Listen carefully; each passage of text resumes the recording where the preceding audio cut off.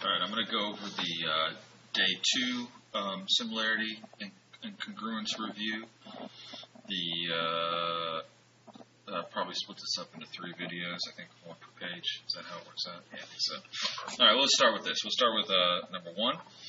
Mr. Remchuk is building a scale model of Monticello High School. The school is 400 feet wide and 150 feet tall.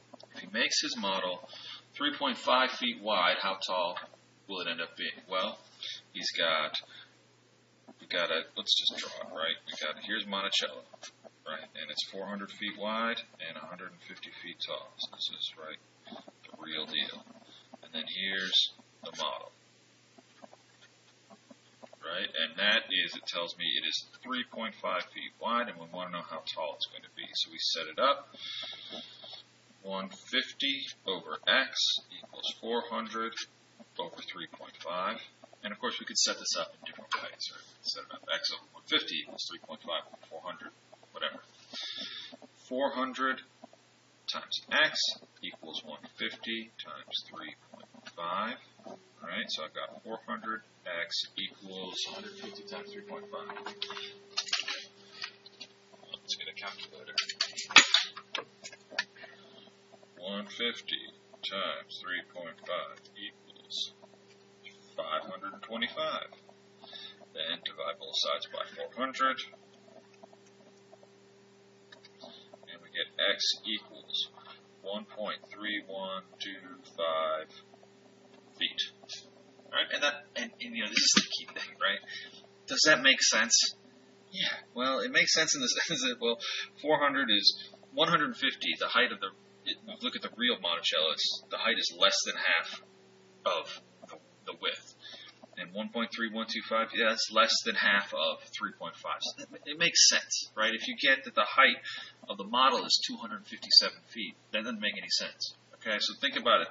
It's a good way to just check yourself. You won't always get all your mistakes, but you'll get a lot of them that way. Okay, ABC is congruent, I should say similar to QRC. They're obviously not congruent. So ABC is similar to QRC. So, yeah, that's right. So, corresponding sides are proportional then. So I have 14 over 21. 14 goes with 21. That should equal x over 15, right? Because BC should go with CR.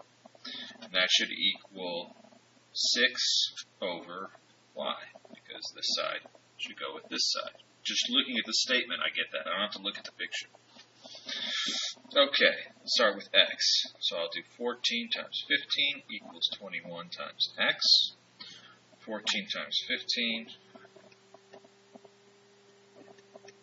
is 210.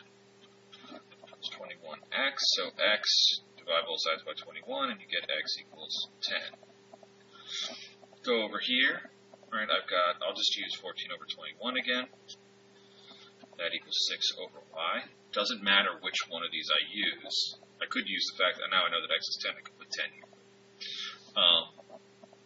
I got 14y equals 21 times 6, which is 126.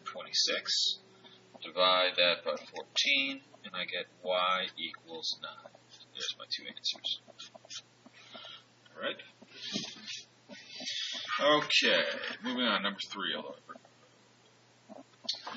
3, Alvin is trying to measure the height of a tree. The tree's shadow is 48 feet long. Alvin is 6 feet tall, and his shadow is 21 feet long. How tall is the tree? Okay, let's draw a picture. Here's a tree. Okay, it has a shadow that is 48 feet long, so 48 feet. Here's Alvin.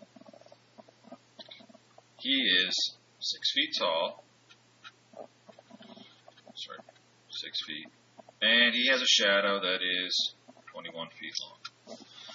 Okay, we got 2 right triangles, right? Here's, Alvin. Yeah, and then here's this one. What are we trying to find? How tall the tree is, so that's x right here.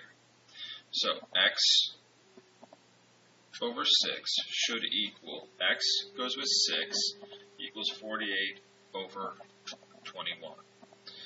Do our cross multiplying. 21x equals 48 times 6. 288. Yeah, and then divide 288 by both sides by 21. You get x equals 13.7 feet.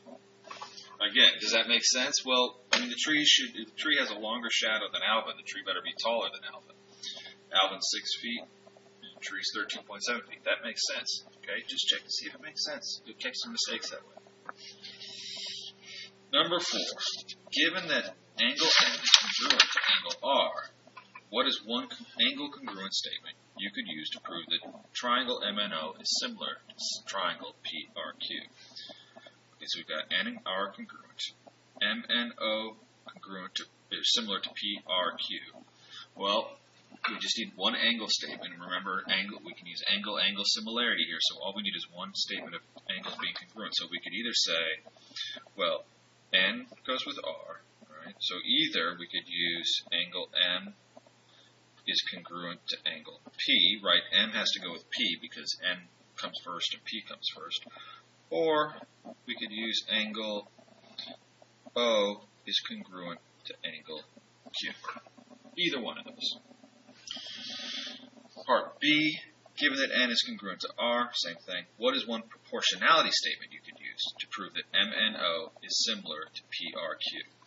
Well, the only pair of sides we could use, right?